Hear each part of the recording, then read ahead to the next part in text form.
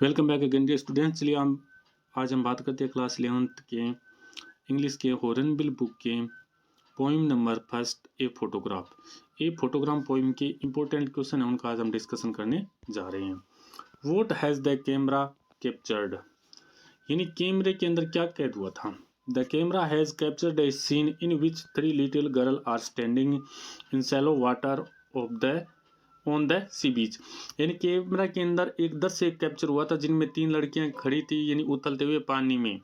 The oldest of 3 is poet's mother, यानी जो 3 लड़कियां थी उनमें सबसे बड़ी थी वो कौन थी, कवियत्री की माता थी। She is nearly 20 year old, वो लगभग कितने साल की थी, 12 साल की। The other 2 are mother's girl cousin, यानी और क्या, वो 2 जो लड़कियां थी साथ में वो माँ के चचेरी या मौसेरी बहनें थी। Each cousin is holding one hand of the poetess mother, यानी जो दोनों कजन बहनें थी ना, चचेरी में मेरी बहनें थी ना, वो दोनों ने क्या कर रखा था, एक एक के हाथ पकड़ रखा था, किसका, कवियत्री की माँ का।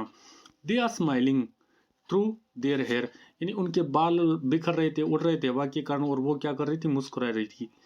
एट द अंकल, किसकी ओर, उस अंकल चाचा की ओर। Who was taking the photograph, जो क्या ले रहा था, तस्वीर खींच रहा था या तस्वीर निकाल रहा था, ये हु है, ठीक है ना।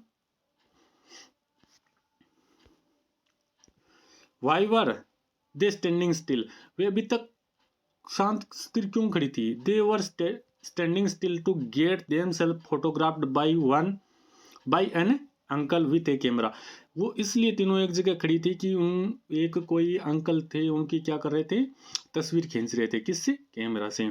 How did her mother look in photograph, यानी उनकी जो कवियत्री की माँ थी वो फोटोग्राफ के अंदर कैसी दिखाई देती थी।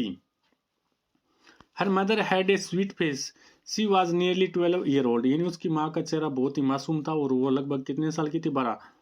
सी was the tallest of the 3 girls, और वो 3 लड़कियां थी उनमें सबसे क्या थी, लंबी भी थी। What did the author mother and daughter lost their lives? The mother had lost her joys of childhood, कि उसकी माँ थी वो अपने बचपन का, जो अपनी बचपन की जो खुशियां थी वो खो चुकी थी।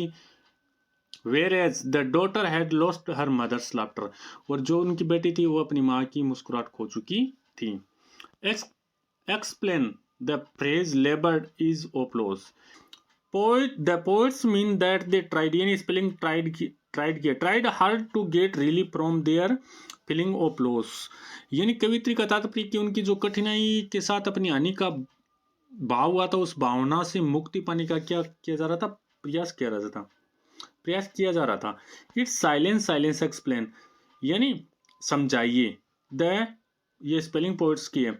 द पोएट्स मीन दैट, कवियत्री का मतलब है, created in her life by her mother's death has left her speechless, कवित्री का तात्पर्य है कि जो खालीपन उसके जीवन में आया था वो कब आया था, उसकी माँ के डेथ के बाद आया था, और उसने कवित्री को क्या कर दिया था, एकदम शांत कर दिया था, यानी मौन कर दिया था।